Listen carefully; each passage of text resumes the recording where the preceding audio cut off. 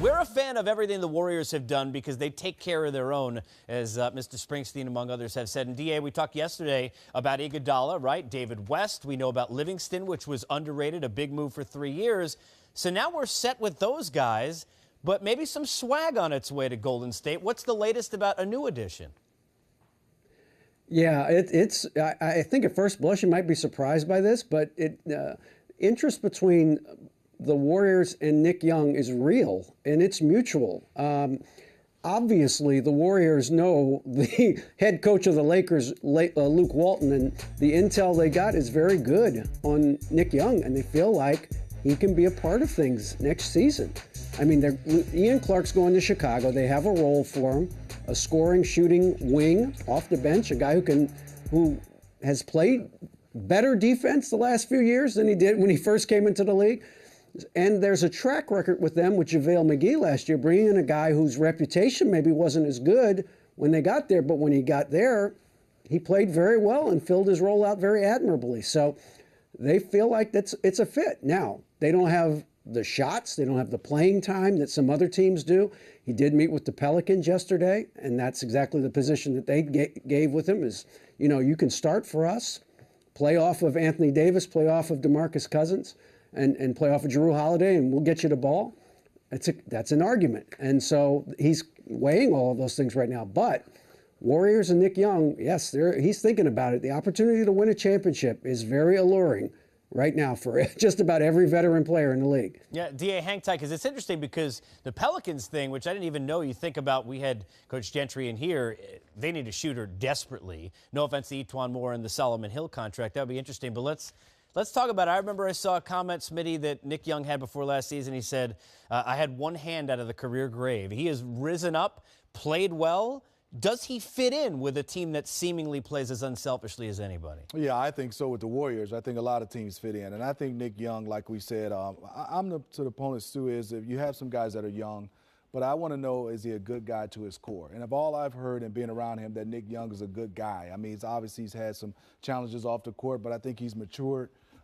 He can flat out score the basketball. And the one thing that people don't realize is he's a big two guard. And he's a guy that can get his own. So I think with the Warriors is a perfect situation if he wants to win. But I wouldn't fault him if he wanted to go to the Pelicans, maybe have a role where he'll get more shots, get a chance to make some more money.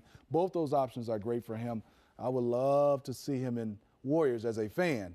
But I think other teams wouldn't want to see Nick Young, a guy coming off the bench with that type of productivity coming off the bench for the Warriors. Yeah, Spinny, it's like we were talking about earlier. I mean, the difference maker with the Warriors as compared to most other teams is that bench.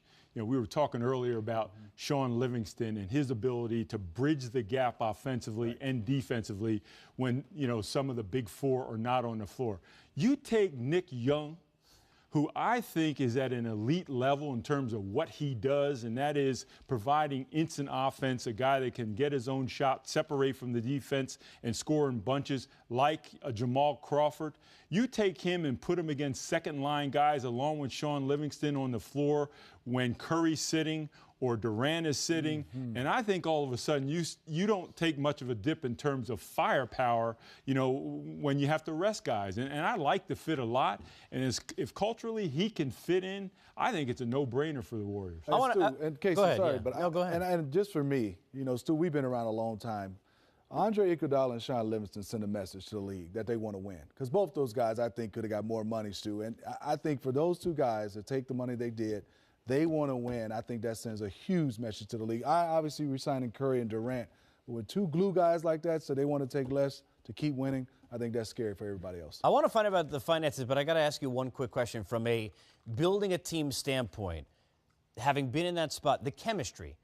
With a team like this, I would assume it's like you're a chef. You got a great sauce. You know how good it is.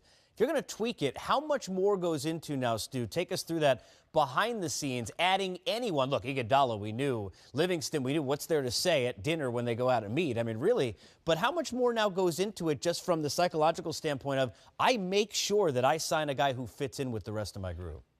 Casey, it's a huge issue, and it's why, as we go through free agent fever here, and you talk about other teams adding multiple players to their mix, a team like Minnesota, You just don't know what that formula is going to look like until you get it together. If you're the Golden State Warriors, you're in a little bit different position, right? If you're only adding like one piece, and all you need to do is make the determination of whether or not that piece will fit in with your existing players, it's a little bit easier, particularly when you come into a winning culture and a culture with great player leadership.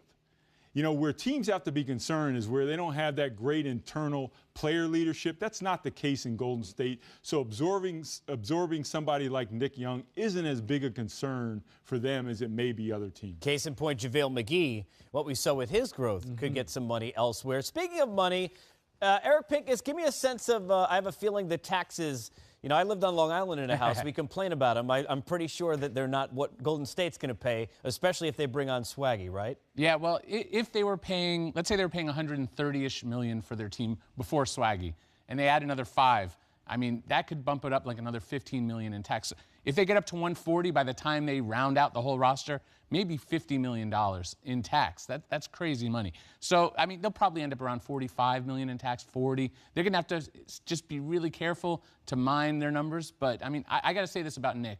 I've covered the Lakers out of Los Angeles, and he's a good dude. Smitty's, he's genuinely a good person. He's kind. He means well. He does some things that are maybe immature every so often, immature 30-year-old, but, you know, who isn't? I mean, come on. He's a good dude. Eric, I got a question for the capologist. What would ticket prices look like in Golden State now? No, I'm just messing with you. When they move to San Fran, oh, man, it's going to be expensive, too. I'm just messing with you. I'll tell you what, though, you can't go into that new building without your existing roster. Yes. I mean, no. You know, it's a small factor. Come on. But you're it's not huge. going to that new building without that championship team. We got to make that ring ceremony look intact. Got to have that group. There may be more people watching us on NBA TV rather than going if the ticket sales are high, but we'll see. Enough about that.